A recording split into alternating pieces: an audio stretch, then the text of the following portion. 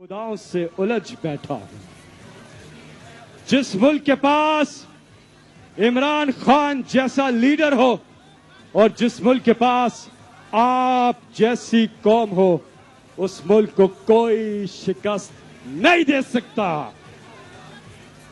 शायर ने कहा, ए वतन तुझ पे अगर जा हो फिदा, ए वतन तुझ पे अगर जा हो फिदा, मैं ये समझूंगा ठिकाने लगा सरमाया तन। मेरे साथ मिलके अपने हर दिल अजीज लीडर का इस्तकबाल करेंगे।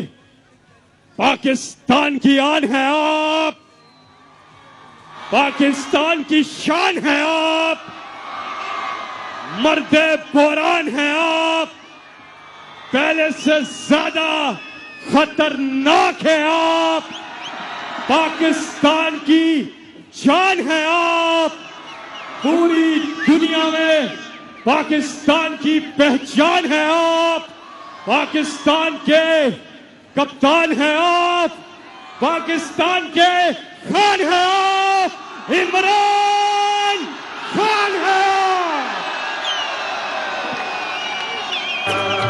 मेरे महबूब वतन तुझ पे अगर ना हो निशान। बिस्मिल्लाहिर्रहमानिर्रहीम। इय्याका नअबुदु व इय्याका नस्तईन।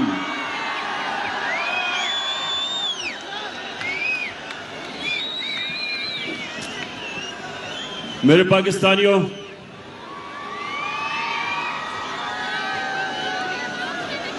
पहले तो मैं आप सबसे माजरत चाहता हूं कि आपको इतनी देर इंतजार करवानी पड़ी। उसकी वजह थी कि मुझे रास्ते से, सड़कों से काफिलों के पैगाम आ रहे थे कि अभी हम सड़कों पे फंसे हुए हैं, तो अपनी तकरीर जल्दी ना करना। तो मैं आपसे इसलिए माजरत चाहता हूं कि अभी भी कई लोग सड़कों के ऊपर फंसे हुए हैं और दूर से आए हैं कई, तो उसके लिए मैं माजरत चाहता हूं कि हमें आपको इंतजार करवानी पड़ी। अच्छा, अब मेरे पाकिस्तानियों, मैं जब लाहौर से निकल रहा था तो मुझे दो चीजें सबने कही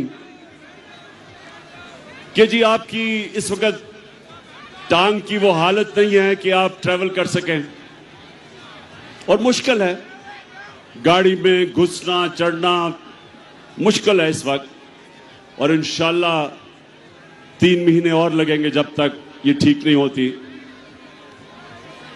लेकिन दूसरी चीज भी कहते रहे, और उससे भी ज्यादा लोग, कि आपकी जान को खतरा है।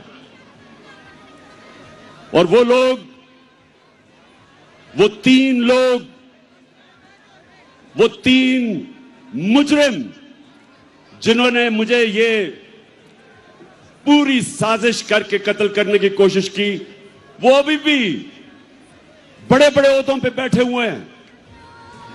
तो मुझे कहा गया कि वो फिर से वारदात करेंगे, तो आपको घर से नहीं निकलना चाहिए। पहली चीज कि इसमें कोई शक नहीं कि इस टांग के साथ सफर करना बड़ा मुश्किल था, लेकिन मैं इस दूसरी चीज पे खास तौर पे आज अपने नौजवानों को यह बताना चाहता हूं। देखें, मैंने मौत अब बड़े करीब से देखी। जब मेरी टांग पे गोलियां लगी और मैं गिर रहा था, तो जैसे ही गिर रहा था मेरे इधर से गोलियां निकली ऊपर, सर के ऊपर से। अगर गिरता ना तो वो लग जाती।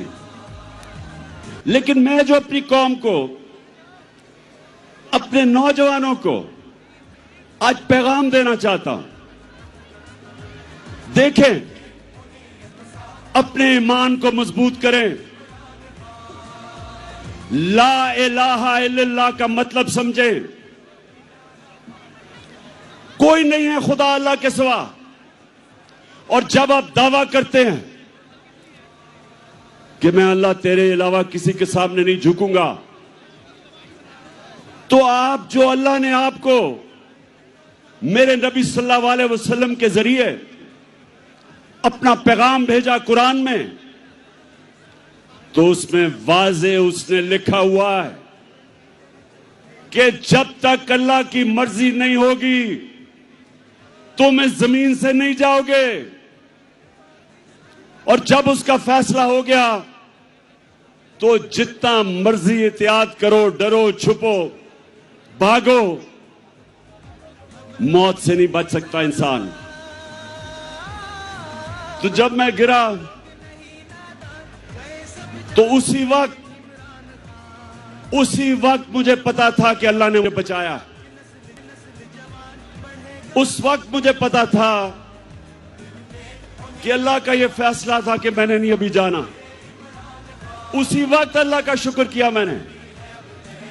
और ये अल्लाह का शान देखें कि 12 लोगों को गोलियां लगी,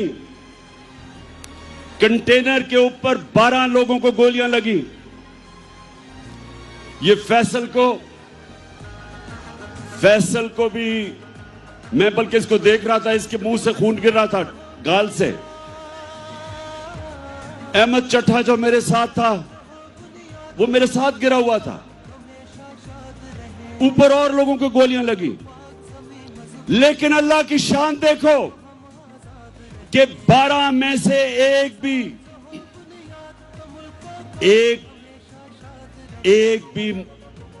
अल्लाह को प्यारा नहीं हुआ, सब बच गए।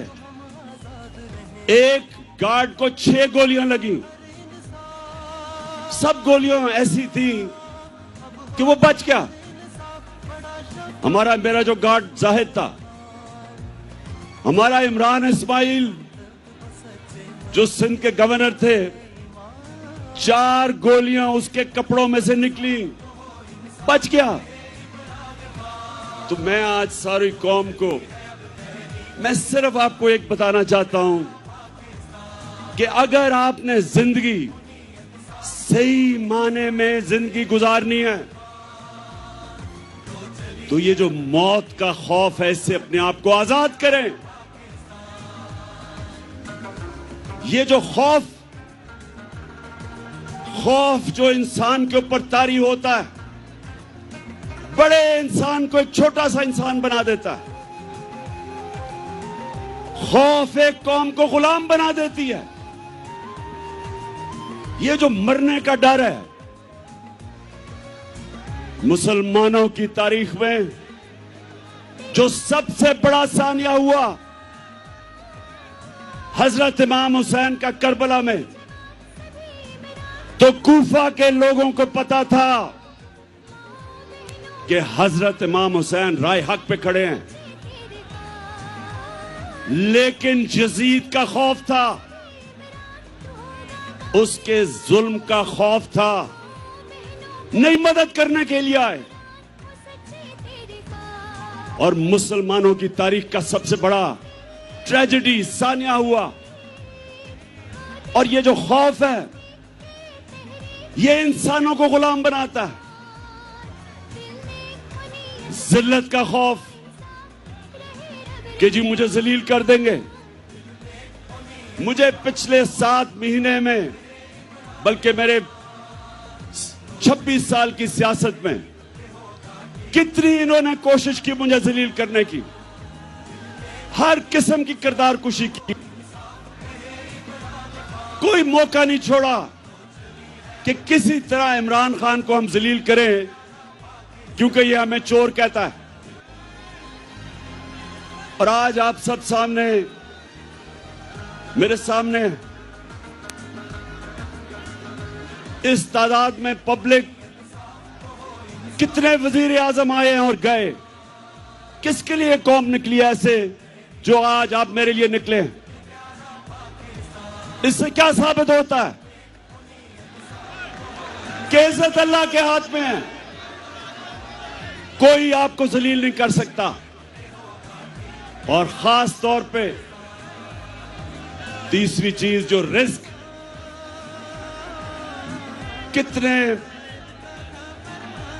ताकत में बैठे हुए लोग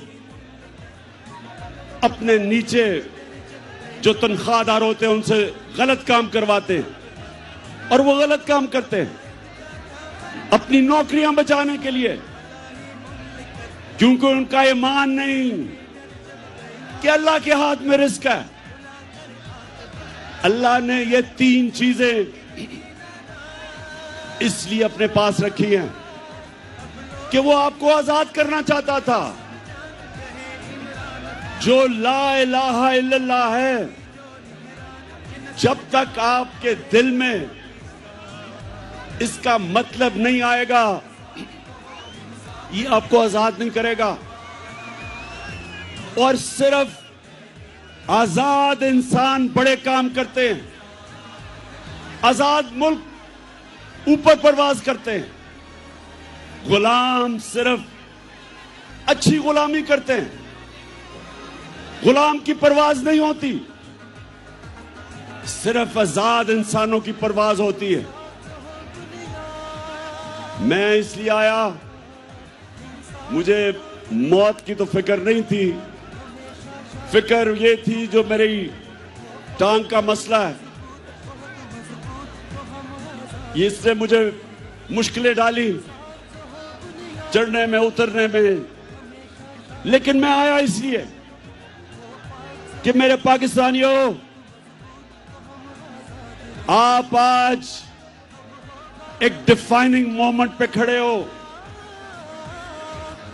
आज आप क्रॉस रोड्स पे खड़े हो, फैसला कुन वक्त पे खड़े हो। आज आपके सामने 2 रास्ते हैं। आज मेरी कौम आपके सामने 2 रास्ते हैं। जब नमाज में अल्लाह से हम कहते हैं कि अल्लाह, एक ही चीज मांगते हैं अल्लाह से 5 वक्त की नमाज में कि अल्लाह उनके रास्ते पे लगा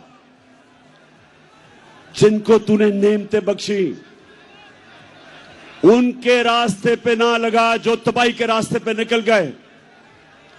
पाकिस्तानियों, आप भी उधर खड़े हैं।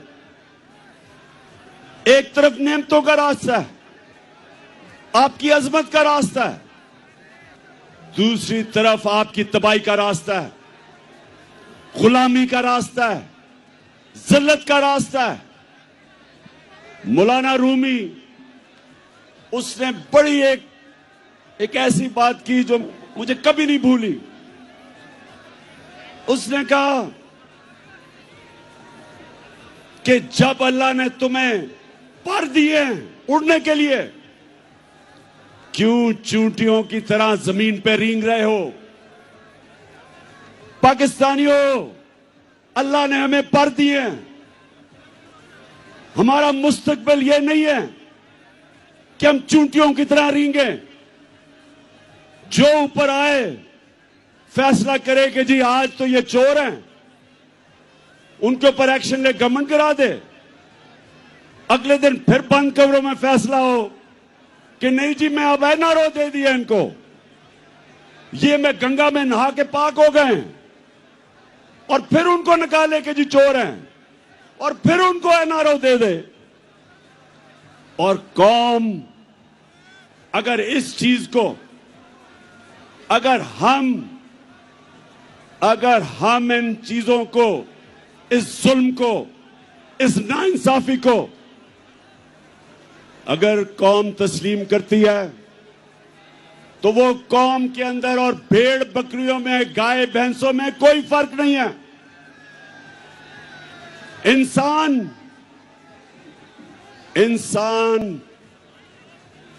इंसाफ मांगता है। इंसानी माशरे में और जानवरों के माशरे में फर्क ही एक है। इंसानों के माशरे में इंसाफ होता है, जानवरों के माशरे में ताकतवर की हुक्मरानी होती है। पाकिस्तान अगर एक अजीम मुल्क नहीं बना तो उसकी एक वजह है कि हमारे मुल्क में कभी भी कानून की हुक्मरानी नहीं आई, ताकत की हुक्मरानी, जंगल का कानून रहा है। और ये याद रखें, कभी कोई माशरा तरक्की नहीं कर सकता जिस माशरे के अंदर इंसाफ नहीं होता। मेरे नबी सल्लल्लाहु अलैहि वसल्लम ने मदीना की रियासत में, और याद रखें अल्लाह का हुक्म है कि मेरे हबीब के सुन्नत पे, उसकी शरीयत पे, उसके रास्ते पे चलो। क्यों अल्लाह ने हमें हुक्म दिया है? हमारी बेहतरी के लिए। जब इल्लामा इकबाल, जब उसने पाकिस्तान का तस्वर किया, तो इल्लामा इकबाल ने सोचा था कि हम एक माशरा खड़ा करेंगे मदीना के रियासत के असूलों के ऊपर। और इल्लामा इकबाल ने बताया कि जब भी मुसलमान माशरा खड़ा होता है वो वापस उन असूलों पे जाता है, और जब तबाह होता है तो उन असूलों से पीछे हट जाता है। तो पाकिस्तानियों, जब उन्होंने मदीना की रियासत बनाई तो पहली चीज अदल और इंसाफ, कानून की हुक्मरानी, उसके ऊपर उस माशरे की बुनियाद रखी। मेरी बेटी भी अगर जुर्म करेगी तो सजा मिलेगी। उन्होंने फरमाया कोई कानून से ऊपर नहीं। और फिर बताया कि तुम्हारे से पहले बड़ी कौमें तबाह हुई।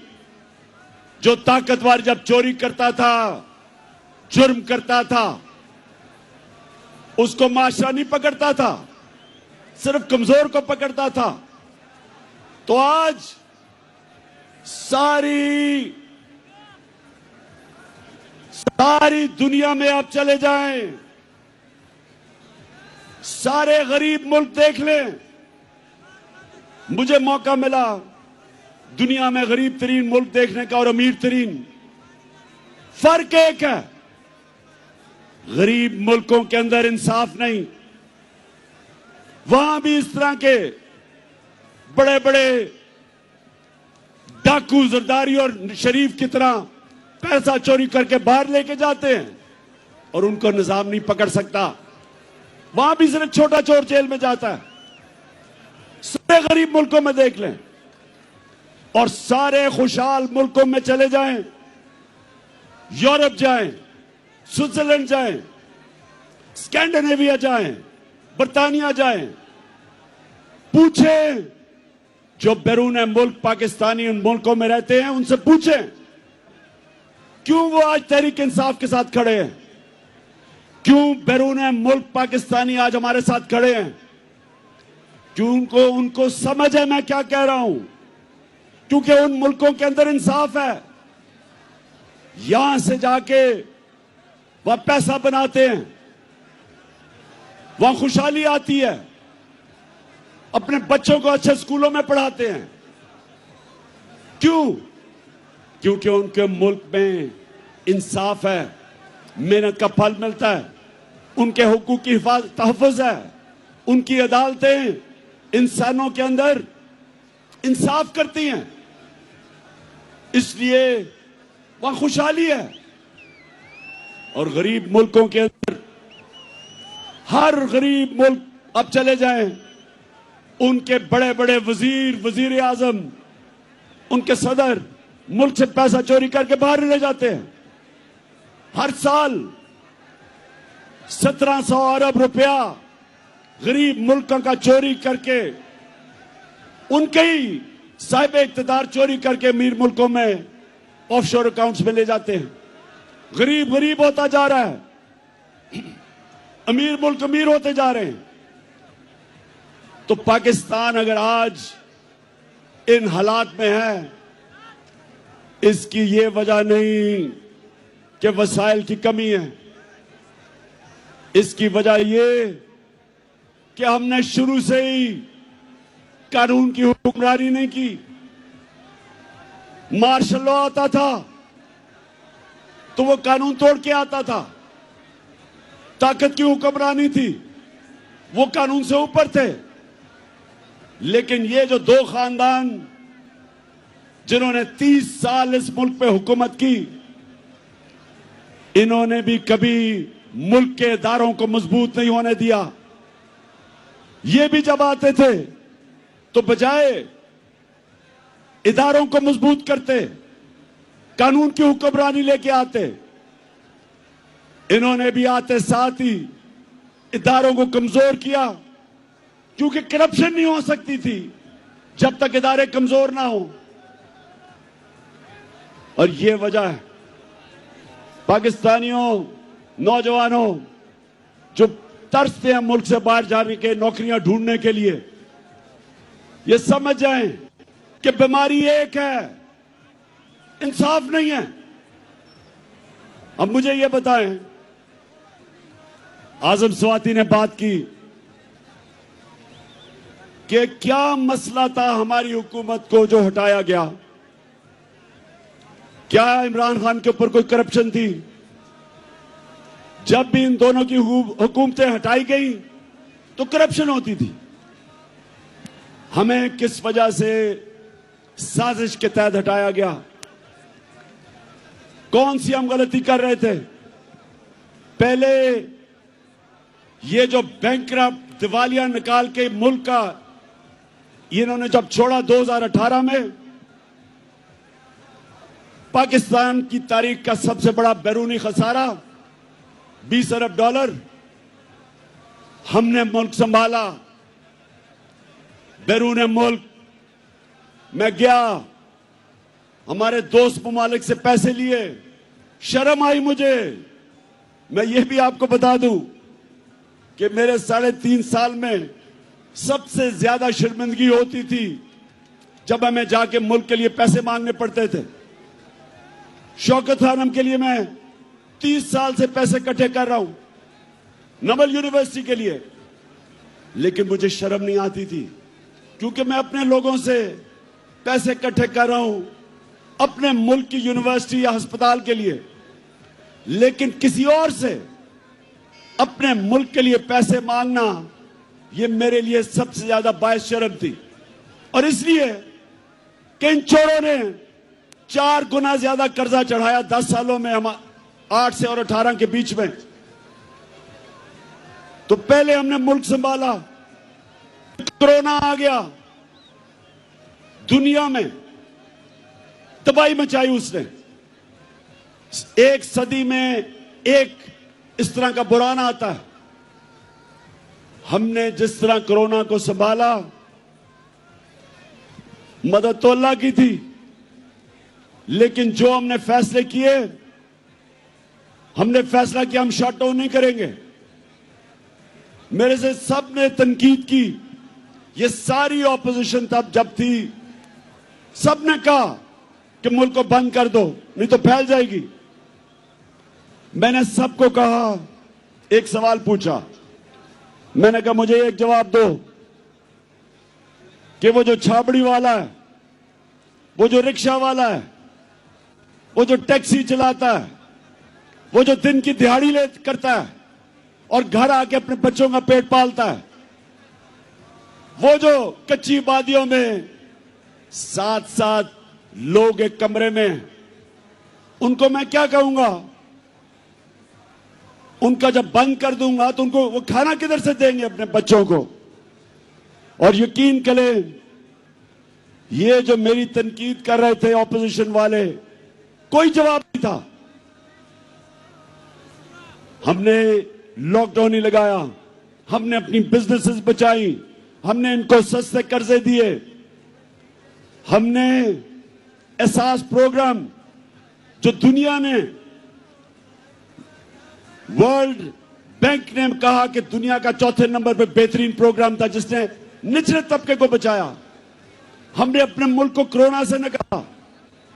फिर जो भी आजम बता रहा था, हमने रिकॉर्ड एक्सपोर्ट्स की। आखिरी साल हमारा टैक्स करेक्शन रिकॉर्ड, 17 साल के बाद सबसे ज्यादा इंडस्ट्री हमारी ऊपर गई। 10.5%। 17 साल के बाद हमारी ग्रोथ रेट 6%, तीसरे साल 5.7। तो हमने तो मुल्क को उठा दिया था, हमने तो किसानों को उठा दिया था। आज किसानों से पूछें कि जितना पैसा किसानों ने हमारे दौर बनाया, उन्होंने अपनी पैदावार पे लगाया, रिकॉर्ड फसलें हुई, 4.5% पे हमारी ज़राअत ऊपर आई 17 साल के बाद। तो मुल्क तो ऊपर जा रहा था। हमने हेल्थ कार्ड लेके आए। पहली दफा पाकिस्तान की तारीख में एक हुकूमत ने आम आदमी का सोचा कि हर घराने के पास 10 लाख इंश्योरेंस हो, किसी भी अस्पताल में जाके गरीब खानदान इलाज करवा सके। पहली दफा गरीबों ने प्राइवेट हॉस्पिटलों में इलाज करवाए अपने हेल्थ कार्ड की वजह से।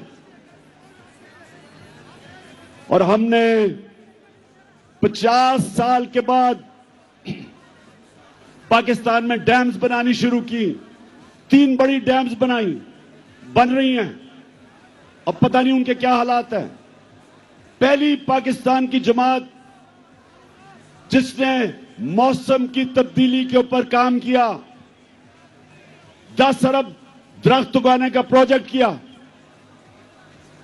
तो मैं ये सवाल पूछता हूं आज कि क्या हमने जुर्म किया था कि बैरूनी साजिश के साथ मिलकर हमारी हुकूमत कराई? और मैं एक जगह फेल हुआ हूं।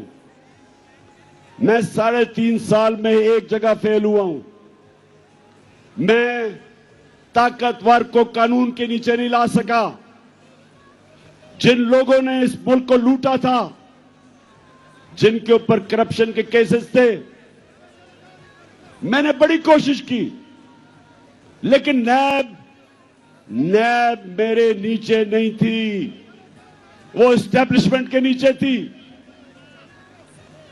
नैब वाले मुझे कहते थे कि जी केस सारे तैयार हैं, लेकिन हुक्म नहीं आ रहा। जिनके पास कंट्रोल था वो हुक्म नहीं दे रहे थे। वो इन चोरों से बजाय इनको जेलों में डालने के डीलें कर रहे थे। मैंने हर मीटिंग के अंदर ये बात की कि जनाब, जब तक आप ताकतवर को कानून के नीचे नहीं लेके आएंगे, बड़े बड़े डाकुओं का एहतसाब नहीं करेंगे, या करप्शन खत्म नहीं होने लगी। तो मुझे बार बार जवाब आता था कि इमरान साहब, आप इकोनॉमी के ऊपर तवज्जो दें, इसको भूल जाएं, एहतसाब को। मुझे ये कहा क्या कई दफा कि अच्छा जी इनको छोड़े, नारो दे दें, इनको नैब के अंदर कानून बदल दें। ये भी जिनके पास ताकत थी, जिनके पास ताकत थी, मुझे अफसोस से कहना पड़ता है कि वो करप्शन को बुरा नहीं समझते थे।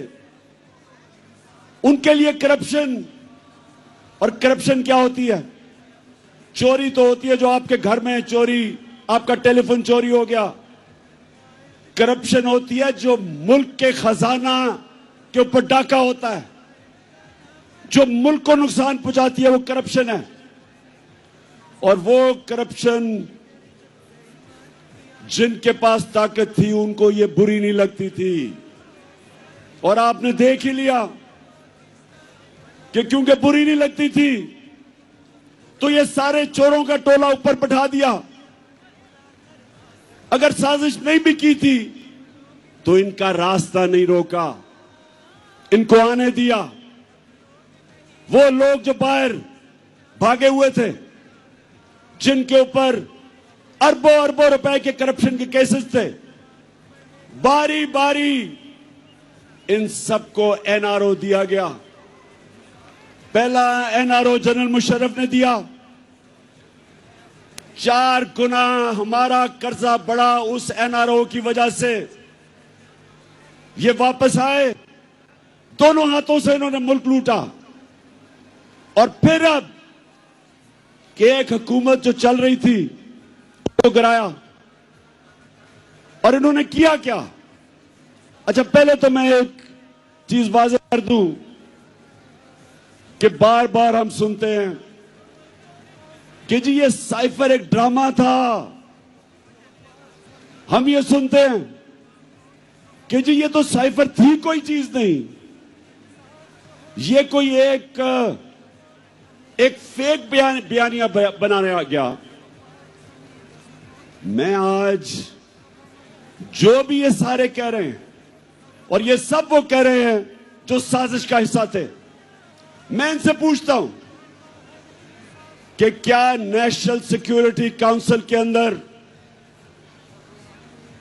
असद मजीद का साइफर जो डोनाल्ड लू से उसकी गुफ्तगू थी, क्या नेशनल सिक्योरिटी काउंसिल में यह रखी नहीं गई?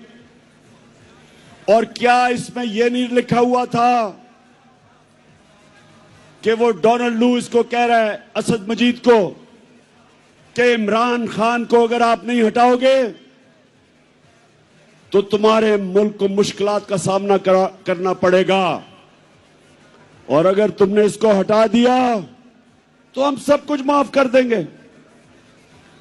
क्या ये साइफर के अंदर नहीं था जो नेशनल सिक्योरिटी काउंसिल में आया सामने? और क्या नेशनल सिक्योरिटी काउंसिल ने यह कहा नहीं कि अमेरिका से प्रोटेस्ट करो, डिमार्च करो, उनको कहो कि तुम्हारे मुल्क में मुदाखलत कर रहे हो? तो जब ये सारा सच है, ये कहना कि जनाब ये कोई ड्रामा था, ये मुल्क की तौहीन है, ये इमरान खान की तौहीन नहीं है। कि क्या मजाल है किसी मुल्क का एक छोटा सा सरकारी ऑफिसर एम्बेसडर को कहे कि जनाब अपने वजीर आजम को हटा दो? कभी सुना यह होता हुआ? मैंने कभी नहीं सुना, क्योंकि किसी की जुर्रत नहीं है करने की। और फिर अब मैं आपको बताऊं कि जब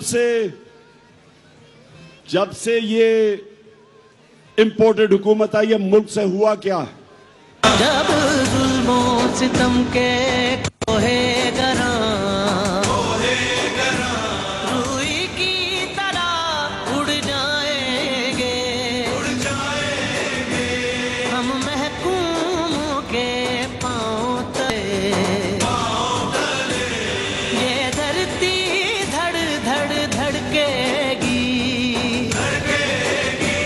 और अहले हुक्म के सहरुख पे जब बिजली कड़कड़ कड़केगी हम देखेंगे लाजिम है कि हम भी देखेंगे। अच्छा जी, अब जरा ये थोड़ा सा आपके सामने मैं अदाद और शुमार लेके आ रहा हूं कि किधर पाकिस्तान था मार्च में जब अदम एतमाद की इन्होंने टेबल किया असेंबली में, और किधर आज है। 7 महीने में जो पाकिस्तान हुआ, जो इससे हुआ, वो मैं आपके सामने रखता हूं। फिर से मैं आपको बता दूं कि 5.7 2021 में पाकिस्तान बढ़ रहा था आगे, और 6% 20 में बढ़ा था। 17 साल के बाद ये पाकिस्तान सबसे तेजी से हमारी इकोनॉमी आगे बढ़ रही थी। हमारा जो ज़राअत थे 4.4%, वो भी 17 साल में सबसे ज्यादा। इंडस्ट्री 10.7%, और लार्ज स्केल मैन्युफैक्चरिंग 7.2, ये भी 17 साल में सबसे ज्यादा। हमारी एक्सपोर्ट्स 32 अरब रिकॉर्ड, रिमिटेंसेस 31 अरब रिकॉर्ड, हमारे टैक्स 6,1500 अरब रुपया ऑल टाइम रिकॉर्ड, और जो महंगाई थी हमारे दौर पे, जिसको कहते हैं कंज्यूमर प्राइस इंडेक्स सीपीआई, वो 12.2 था और सेंसिटिव प्राइस इंडेक्स जो महंगाई थी वो 14% थी। अब जब से ये आए हैं, इनकी एसपीआई हमारे दौर में थी 14%, इनके दौर में गई है 45%। 50 साल में सबसे ज्यादा महंगाई 7 महीने में हुई है। और जो सीपीआई है वो 27%, हमारे दौर में 12% थी। और फिर पेट्रोल, आटा, घी, दाल, बिजली, सबकी 100% कीमत बढ़ चुकी है।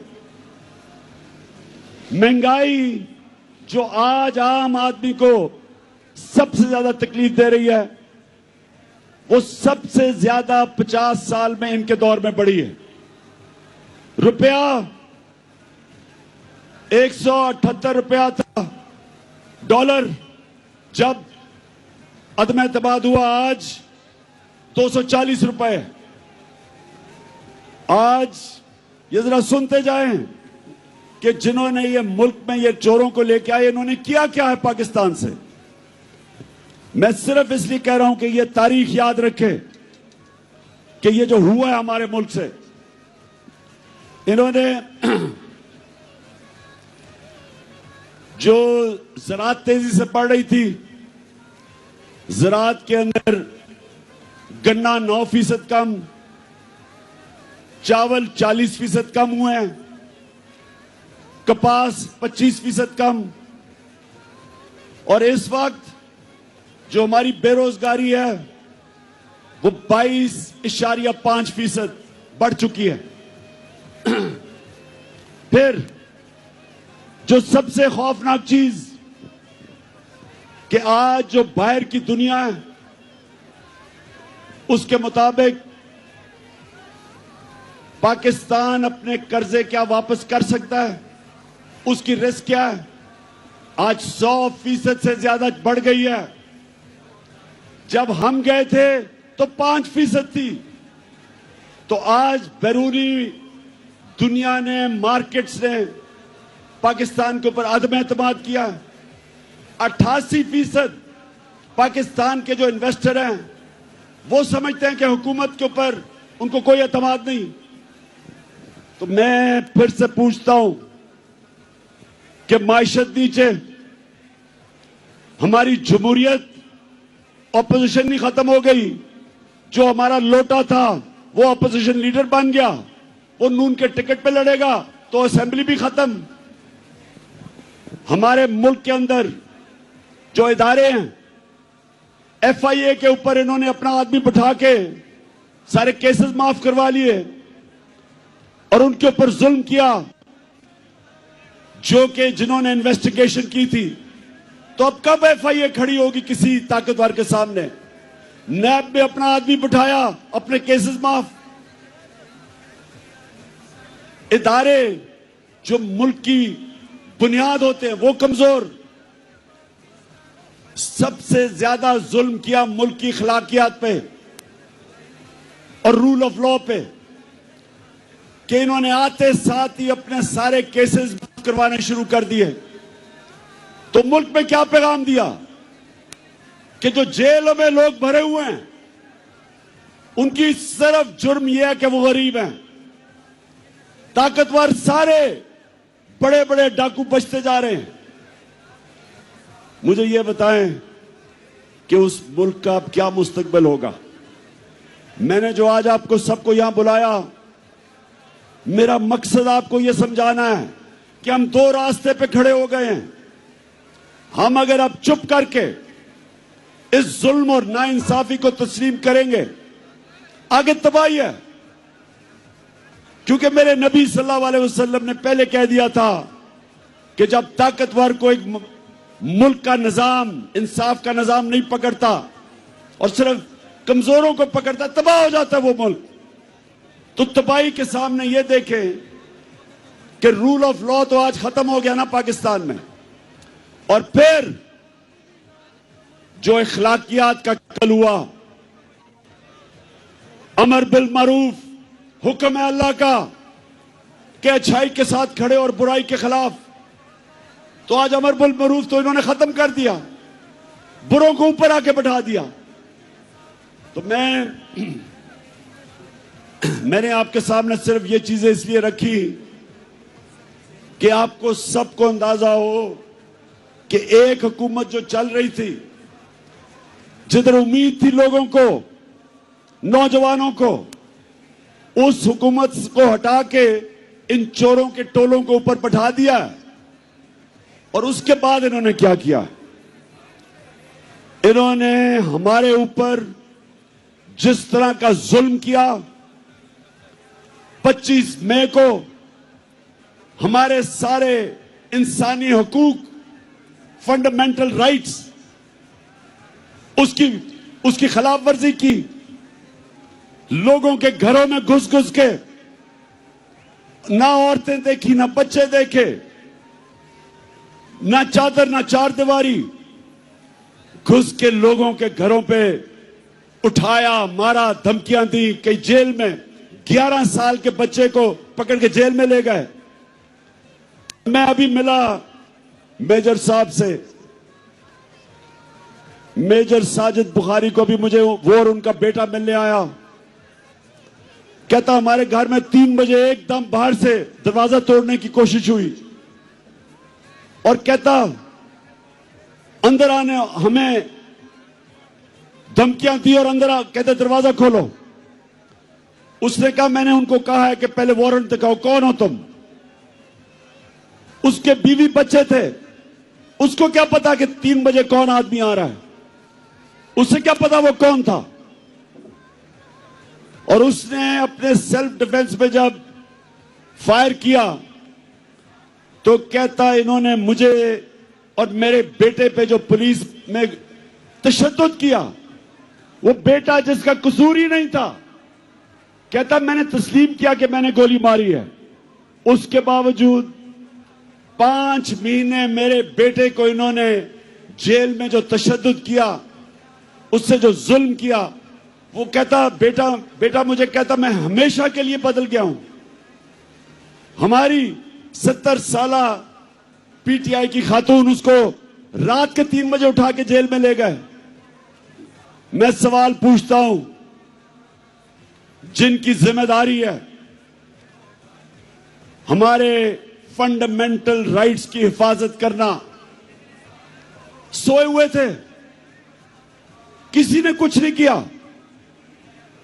उसके बाद जो मजीद और जुल्म हुआ, जब एक खास आदमी इस्लामाबाद आया जिसको मैं डर्टी हैरी कहता हूं, उसने जो जुल्म शुरू किया, उसके दौर में जो जुल्म हुआ, सहाफियों को धमकियां, उनको मार रहे हैं, एयाज अमीर जैसे दानश्वर को, समी इब्राहिम, इमरान रियाज, मुल्क से बाहर चला गया साबिर शाकर, मोहित पीरजादा, और फिर जो अरशद शरीफ से किया, ये कभी पाकिस्तान में हमने ऐसा नहीं देखा। जुल्म किया, डराया, धमकाया। कसूर उनका क्या था कि वो इमरान खान का मौकफ मीडिया के ऊपर लेके आ रहे थे। खौफ फैलाया गया कि और कोई ना कुछ करे, बाकी लोग डरे। मीडिया हाउसेस बंद किए, उनको धमकियां दी, सोशल मीडिया के बच्चों को पकड़ा, उनको घर से उठा के ले जाते थे, मार फेंटा लगा के घर वापस ले आए। नदीम गुजरांवाला से मुझे नौजवान मिला, कहता मुझे घर से उठा के ले गए, मुझे नंगा किया, तशद्दुद किया और कहा कि अगर तुमने आगे से कोई भी इमरान खान के लिए तुमने कोई सोशल मीडिया पे लिखा तो तुम्हें मिसिंग पर्सन कर देंगे। और फिर जो इन्होंने शहबाज गिल को पकड़ के मारा, नंगा किया, तशद्दुद किया, आजम स्वाति ने खुद अपनी दास्तान बताई जो उन्होंने उससे किया। और अरशद शरीफ का कि सबको पता है कि अरशद शरीफ क्यों मुल्क छोड़ के गया था, कौन धमकियां दे रहा था, और फिर उसे कत्ल करवाया, शहीद किया उसे। और मैं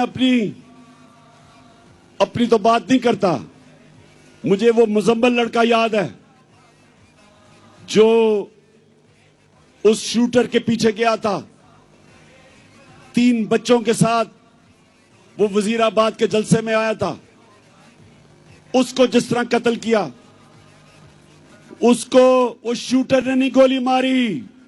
मैं अब सबके सामने मौजम शहीद, उसको उसने गोली नहीं मारी। अब जो तफ्तीश हो रही है, उसको गोली और तरफ से आई, और वो जो उसको गोली मार रहे थे वो असल में वो शूटर के लिए थी। 3 बंदूक वाले थे वहां, एक वो जिसने हमारे पे फायर किए, एक वो जिसने सामने से गोलियां चलाई जो हमारे ऊपर से निकल गई, और एक ये जिसने इसको कत्ल करना था। जिस तरह लियाकत अली खान को जिसने कत्ल किया था उसको वही मारा गया ताकि वो बोले ना। तो रास्ते में बेचारा मौजम आ गया। और मैं आज अभी आपके सामने ये 2 वीडियो चलाना चाहता हूं। मैं चाहता हूं ये जरा गौर से देखें, क्योंकि मुझे पता था, मैं अब जो अपनी बात कर रहा हूं, मुझे पता था ये 3 लोगों ने प्रोग्राम बनाया मुझे मारने का। मुझे पता था, मुझे अंदर से खबरें आई, एजेंसीज के अंदर से, कि पहले ये प्रोपेगेंडा करेंगे कि इमरान ने तौहीन मजहब की, और उसके बाद ये कहेंगे जी दीनी इंतहा पसंद ने इसे कत्ल कर दिया। ये 2 अब वीडियो देखें, ये आज से 2 महीने पहले मैंने ये क्या कहा था, ये देखें। किया मुझे मरवाने का, वो इसके पीछे हैं। इन्होंने फैसला किया कि जी कहेंगे तौहीन मजहब किया, और उसके बाद अगर मुझे किसी ने कत्ल किया तो कहेंगे जी कोई मजहबी जुनूनी ने कर दिया क्योंकि इसने तौहीन मजहब किया। कोई इस कान खोल के सुन लो, मैंने अपनी सारी कौम एक टेप बना के रखी हुई है।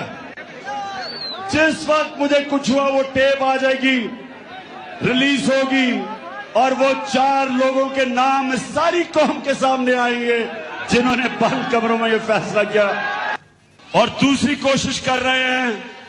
पहले से इनका प्लान बना हुआ है, मैं आप सबको पहले भी बता चुका हूं। 4 लोगों ने बंद कमरे में फैसला किया मुझे मरवाने का, और वो लोग अभी भी उस साजिश पर लगे हुए हैं। उन्होंने दोनों मरियम जो झूठ बोलने की पीएचडी दोनों के पास है, इनको और जावेद लतीफ को, इन्होंने इनसे प्रेस कॉन्फ्रेंस करवाई, और प्रेस कॉन्फ्रेंस करवाई ऐसी कि इमरान खान खुदा ना खास्ता उसने मजहब की तौहीन की है। और फिर इनकी कोशिश है कि इसकी वजह से अगर कोई भी मेरे ऊपर वारदात हो तो कहेंगे जी मजहबी जुनूनी ने कर दिया, कहेंगे कि जी कोई दीनी इंतहा पसंद है इसको मार दिया। ये इनका प्लान है। लेकिन मैं आज आप सबको कह रहा हूं, सारे पाकिस्तान में मैं फिर रहा हूं, मुझे अपनी जान से ज्यादा मुझे पाकिस्तान की आजादी की फिक्र है।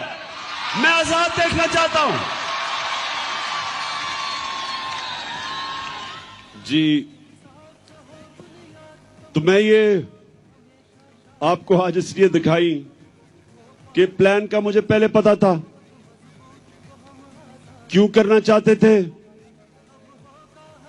क्योंकि इन्होंने समझा था कि जब तहरीक इंसाफ की हुकूमत गिराई थी तो एकदम लोग भूल जाएंगे, पार्टी टूट जाएगी। इनके जहन में भी नहीं था कि एक बाशऊर पाकिस्तानी पब्लिक बजाय तहरीक इंसाफ को भूलने के लिए उस कौम हमारे साथ आके खड़ी हो गई। और जितने जितने इनकी शक्लें देखते रहे इन चोरों की, और ज्यादा लोग हमारे साथ आ गए। और फिर जो इन्होंने माइशत की तबाही की, उससे और मजबूत हो गई पार्टी। और उसके बाद जो इलेक्शन हुए, सारे इलेक्शनों में लोगों ने बार बार पैगाम दिया कि इन्होंने ये इंपोर्टेड हुकूमत उनके लिए मंजूर नहीं है। बार बार कौम ने पैगाम दिया, लेकिन बजाय अवाम की आवाज सुनने के हमारे ऊपर तशद्दुद शुरू हो गया।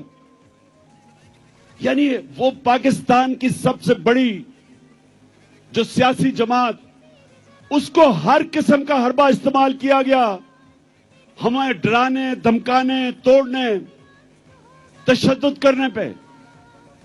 मैं आपको बताऊं, 50 साल से पाकिस्तान कौम मुझे जानती है। 50 साल से मुझे जानती है पाकिस्तानी कौम। मैंने कभी इस तरह नहीं मुझे एहसास हुआ अपने मुल्क में रहते हुए कि पिछले 7 महीने में मुझे ऐसे लगा कि मैं शायद कोई मुल्क दुश्मन हूं या मैं कोई मुजरिम हूं। जिस तरह इन्होंने मेरे ऊपर FIR काटी, मेरे ऊपर इन्होंने दहशतगर्दी का केस लिया है, मुझे पकड़ने आए, अवाम खड़ी हो गई। इन्होंने जिस तरह मेरे कारकुनों के ऊपर केसेस बनाए, इन्होंने पूरा जोर लगाया इलेक्शन में हराने का। इलेक्शन कमीशन साथ मिला हुआ था, एस्टेब्लिशमेंट इनके साथ थी। उसके बावजूद अवाम ने फिर से पैगाम दिया। दूसरी दफा जब बाय इलेक्शन हुआ, अवाम ने पैगाम दिया कि वो हमारे साथ, इन चोरों के साथ नहीं है। लेकिन मुझे अफसोस से कहना पड़ता है, मुझे अफसोस से कहना पड़ता है कि हमारे इदारे क्यों नहीं पुरानी गलतियों से सीखते। एक मुल्क और एक इंसान, एक इदारा तरक्की तब करता है जब अपनी गलतियों से सीखे। ईस्ट पाकिस्तान में क्या हुआ था मुझे याद है। मैं वो आखिरी, हमारा जहाज आया था ढाका से, हम मैच खेलने गए थे अंडर 19 का। उसके बाद मिलिट्री ऑपरेशन शुरू हो गया था। मुझे तो वो याद है कि ढाका में क्या तासुर था लोगों का। हमने उनसे इंसाफ नहीं किया। पाकिस्तान की सबसे बड़ी जमात से इंसाफ नहीं किया। हमने जोर से ताकत को इस्तेमाल करते हुए अपनी मनमानी की, मुल्क टूट गया। और हमने सीखा नहीं कि आज जो एक वाहिद पाकिस्तान की सबसे बड़ी सियासी जमात, फेडरल पार्टी, जो सारे पाकिस्तान को इकट्ठा रख सकती है, उसके ऊपर ये हरबे इस्तेमाल किए जा रहे हैं। हर मौका इस्तेमाल किया हमें कमजोर करने का। सबको, मीडिया हाउसेस को धमकियां दी गई कि हमें ना दिखाया जाए। ये जलसे के ऊपर जितनी हमें मुश्किलात पड़ी, कभी हमें हमारी अपनी पुलिस ना सुने।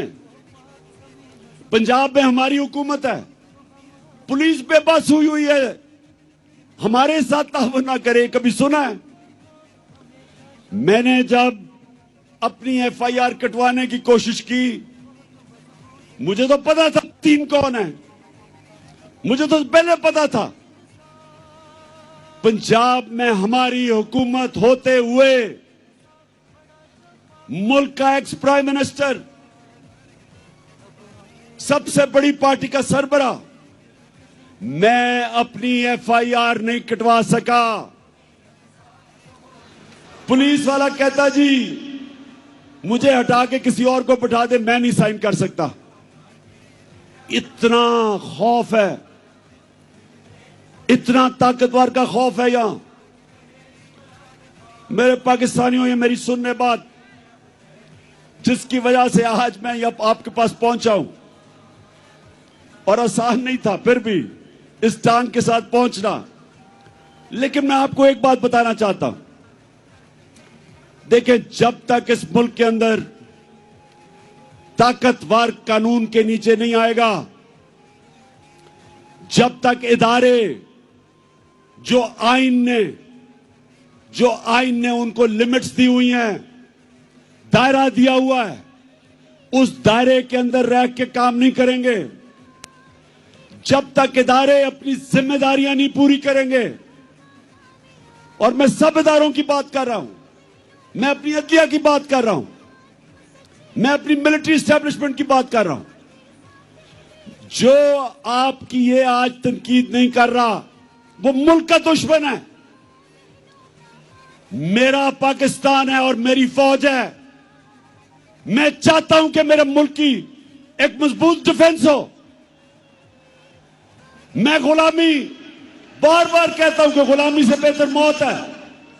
और अगर आपकी फौज मजबूत नहीं होगी, आपकी अगर फौज मजबूत नहीं होगी, तो मुसलमान दुनिया में देख लें क्या हालात है मुसलमान मुल्कों के आज। हमें तो फख्र है कि सारे मुसलमान मुल्कों में हमारी सबसे ताकतवर फौज है। तो जब मैं तनकीद करता हूं अपने इदारों की, अपनी अदलिया की, मैं वो पाकिस्तानी हूं जिसका जीना मरना पाकिस्तान में है। मैंने वो नहीं हूं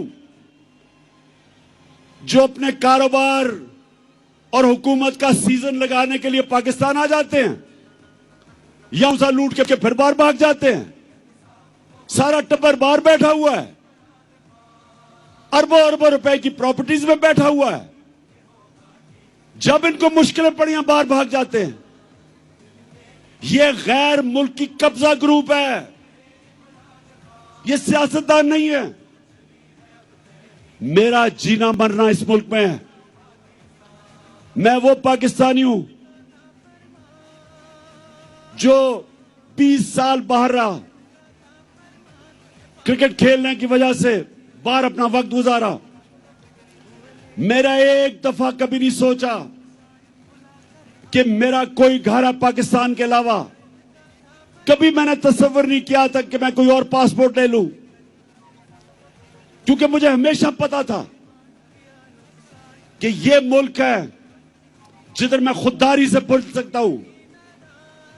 और मैं ये चाहता हूं कि यह मुल्क हकीकी तौर पे आजाद हो, ताकि अपने ये मुकाम पे पहुंचे।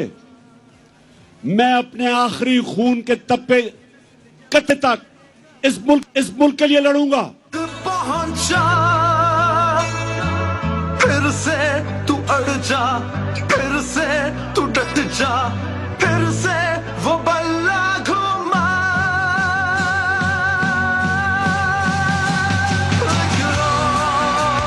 कदम बढ़ा, फिर से वो लम्हा दोहरा, जब जीत के आया था, फिर से वतन को जिता। एक और कदम बढ़ा, फिर से वो लम्हा दोहरा, जब जीत के आया था, फिर से वतन को जिता। इंशाअल्लाह मुस्तकबिल में इंशाअल्लाह इस मुल्क की तारीख इस चीज की गवाही देगी कि इमरान खान अपने मुल्क के लिए आखिरी गेंद तक लड़ता रहा, आखिरी गेंद तक, आखिरी वक्त तक अपने मुल्क के लिए खड़ा रहा था। और मैं ये भी कहना चाहता हूं कि वो लोग,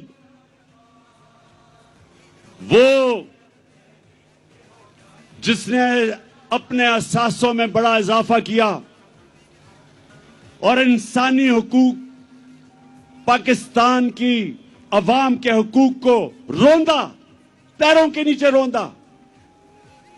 तारीख उसकी तरफ भी देख रही है, तारीख लिख रही है कि उसने मुल्क से क्या किया, क्या उसने इस मुल्क का फायदा कराया, नुकसान कराया, ये सारा तारीख लिख रही है।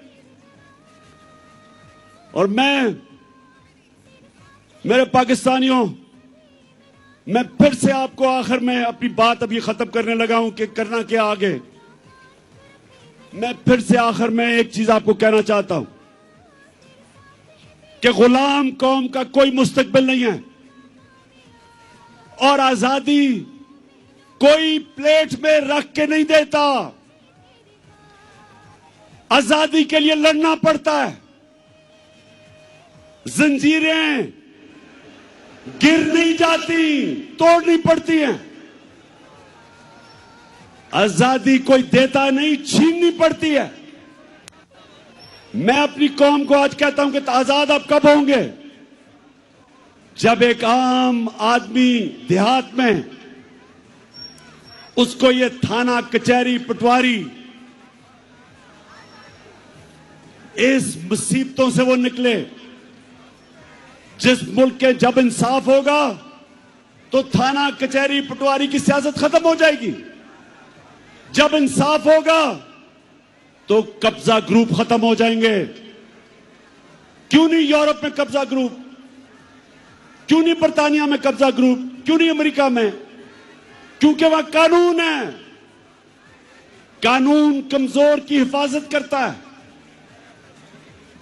यहां कमजोर को तो छोड़ो, मुल्क का जो वजीर आजम रह चुका वो FIR नहीं कटवा सका, तो बेचारे आम आदमी की क्या हैसियत है? जो आजम स्वाति से हुआ है, मुल्क का सेनेटर, 74 साल का आदमी, और क्या उसका जुर्म था कि जी उसने एक ट्वीट कर दी।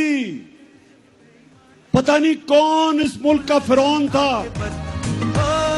कायद का था फरमान है पाकिस्तान भला ही मुमलिकत। हुए लीडर जब बेईमान किया नुकसान बुलाकर आखिरत। अब लोग नहीं नादान, अब लोग नहीं नादान, गए सब जान कहे इमरान खान। अब होगी खाना काबा का तवाफ हो रहा होता है, एक गुलाम का पैर शहजादे के कपड़े पे आ जाता है। शहजादा जोर से मारता है उस गुलाम को कि तुम्हारी जुर्रत। वो गुलाम चला जाता है हजरत उमर के पास। हजरत उमर उस शहजादे को बुलाते हैं, कहते तुमने इसको मारा था? शहजादा कहता जी। हजरत उमर गुलाम को कहते हैं वापस इसको लगाओ मुंह पे, क्योंकि सबकी इज्जत एक बराबर है। गुलाम और शहजादे की एक इज्जत है। आज मगरिब में जाएं, बर्तानिया में जाएं, आपको पता चलेगा कि जो मदीना के रियासत के असूलों के ऊपर दुनिया की अजीम रियासत खड़ी की थी मेरे नबी सल्लल्लाहु अलैहि वसल्लम ने, उन असूलों के ऊपर आज मगरिब में लोग चल रहे हैं। उधर है इंसाफ, और इंसाफ की वजह से खुशहाली है, और इंसाफ की वजह से आजाद है। लोग, हर आदमी को पता है कि मेरे पर कोई जुल्म नहीं कर सकता। आप सिंध चले जाएं, जो सिंध के अंदर बेचारे गरीबों पे, हारियों पे, कमजोरों पे जो जुल्म है, मैंने दुनिया में नहीं कहीं देखा। ये जो जरदारी माफिया, झूठे केसेस, गुंडे, मार पड़वाओ, जमीनों पे कब्जे करो, बेचारे लोग बेबस हैं। और हमारे मुल्क में हर तबका जब कमजोर ताकतवर के सामने खड़ा होता है, बेबस है। इसलिए मेरी हकीकी आजादी की तहरीक चलती जाएगी जब तक हम अपने लोगों को आजाद नहीं करते। ये चलती जाएगी। और अब मैं आता हूं कि आज जो मैंने आप सबको बुलाया, हम ये जा रहे थे, एक तो हमारी आजादी, हकीकी आजादी की तहरीक चलती रहेगी। आज मैंने आप सबको यहां बुलाया था, ये जो मार्च हम करके आ रहे थे, हमने इस इंपोर्टेड हुकूमत को कहना था कि इलेक्शन करवाओ। एक पुरअमन एहतजाज आइन और कानून में रहते हुए हमने इनसे इलेक्शन मांगने थे, क्योंकि सारी कौम चाहती है इलेक्शन। गैलप की सर्वे आई है कि 75% पाकिस्तानी इलेक्शन चाहते हैं। और जिस तरह हमारी मायशत तेजी से गिर रही है, सिवाय इलेक्शन करवा के एक स्टेबल गवर्नमेंट आए, जब तक सियासी इस्तेकाम नहीं आएगा तो माशी इस्तेकाम तो आने ही नहीं लगा। तो इसलिए हम यहां आए थे कि इस हुकूमत पे प्रेशर डालें और इदारों पे प्रेशर डालें कि वो अपना रोल अदा करें कि इस वक्त जिधर पाकिस्तान खड़ा है, इलेक्शन के अलावा तो कोई रास्ता ही नहीं है। और इनको भी पता है, ये जो चोरों का टोला ऊपर बैठा है, इनको पता है कि इलेक्शन के अलावा ये अब मुल्क मजीद दलदल में फंसता जा रहा है। लेकिन मसला कुछ और है। वो जो लंदन में बैठा हुआ, जो वहां से बैठ के फैसले करता है, एक मुजरिम, वो डरा हुआ है। वो डरा हुआ इसलिए कि उसे पता है जब इलेक्शन होगा तो उन्होंने पिट जाना है। तो वो इलेक्शन से भागा हुआ है और उसको कोई फर्क नहीं पड़ता कि अगर पाकिस्तान का दिवालिया निकल जाए, क्योंकि उसके अरबों डॉलर बाहर पड़े हैं। ना ही आसिफ जरदारी को फर्क पड़ता है, इसके अरबों डॉलर बाहर पड़े हुए हैं, तो इनको तो कोई फर्क नहीं पड़ता। यहां मसला आएगा, ये बाहर भाग जाएंगे। मसला मेरी कौम का है। इस वक्त हमारी कौम दलदल में फंस रही है। मैंने आपको अदाद और शुमार दे दिए। मायशत तेजी से नीचे जा रही है, फैक्ट्रियां बंद हो रही हैं, बेरोजगारी बढ़ रही है, 50 साल में सबसे ज्यादा महंगाई है, किसान पिटा हुआ है, डीजल की कीमत, बिजली की कीमत, खादों की कीमत, वो किसान गुजारा ही नहीं कर सकता, उसकी पैदावार गिर रही है, कर्जे बढ़ते जा रहे हैं, रेमिटेंसेस गिर रही हैं, बाहर से जो पाकिस्तानी पैसे भेजते हैं वो कम हो रहे हैं, एक्सपोर्ट्स गिर रही हैं। और जब इंडस्ट्री बंद हो रही है तो सवाल यह है कि इनके पास रोड मैप क्या है? कोई रोड मैप नहीं है। मैं आज यहां इसलिए इनके ऊपर प्रेशर डालने आया था, इनको यह बताने के लिए कि आपके पास कोई रास्ता नहीं है सिवाय इलेक्शंस का।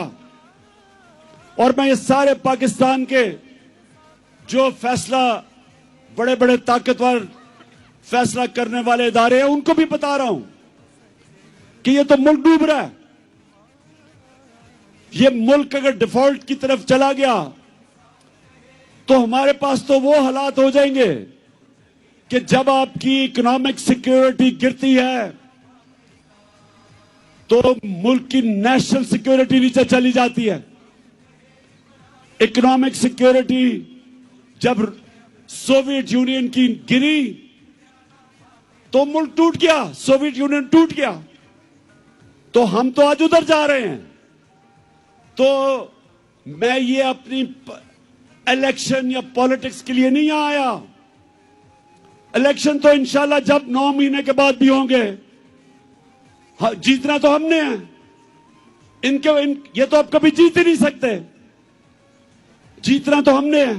लेकिन मुल्क की जरूरत आज इलेक्शन करवाना है, इसको बचाने के लिए। मैं आज फैसला किया था कि मैं अपनी कौम को क्या कहूंगा। क्या हम सीधा इस्लामाबाद निकल जाएं? इस्लामाबाद कभी भी जो अवाम का समुंदर है,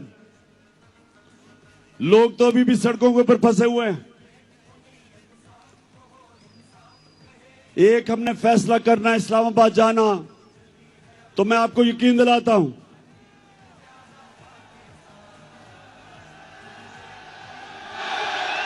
कि ना ये बर्दाश्त कर सकते हैं। जितनी भी पुलिस आप जमा कर लें, जब लाखों लोग इस्लामाबाद में जाएंगे, कोई नहीं रोक सकता उनको। लेकिन मेरे पाकिस्तानियों, मेरी जितनी 26 साल की सियासत है, वो मैंने आइन और कानून के बीच में की है। मेरे लिए इन 7 महीने में बड़ा आसान था कि हम वो श्रीलंका वाला हालात पैदा कर देते। हमने 65 जलसे किए, कभी पाकिस्तान के जलसे में इतने लोग नहीं आए, लेकिन पब्लिक आती थी और पुरअमन तरीके से ये बताते हुए कि हम इन चोरों को कबूल नहीं करेंगे, फिर पुरअमन तरीके से वापस चली जाती थी। मेरी पूरी कोशिश रही कि मैं किसी किस्म का इंतशार अपने मुल्क में ना पैदा करूं, क्योंकि वैसे ही माशी हालात बुरे हैं। अगर यहां तोड़ फोड़ शुरू हो गई, सबके हाथ से गेम निकल जाएगी। 25 मई को जब इन्होंने हमारे ऊपर तशद्दुद किया और जब 26 की सुबह मैं इस्लामाबाद पहुंचा, तो मुझे पता था कि अगले दिन इंतशार होगा। मैंने सिर्फ इसलिए अपनी मार्च कैंसिल की कि मुझे पता था कि अगर हम इस्लामाबाद धरने देने का फैसला कर लें, तो अगले दिन तबाही होनी थी, खून होना था। इसलिए मैंने वो मार्च कैंसिल की। आज मैं इसलिए फैसला कर रहा हूं कि वहां नहीं जाना, क्योंकि मुझे पता है तबाही मचेगी, नुकसान मेरे मुल्क को होगा। लेकिन जो मैंने फैसला किया अब ये कि हमने अब इस निजाम का हिस्सा नहीं रहना। मैं अपनी सारी चीफ मिनिस्टर्स, अपनी पार्लियामेंट्री पार्टी से अब मिलूंगा और हमने फैसला किया है कि हम सारी असेंबलियों से निकलने लगे हैं।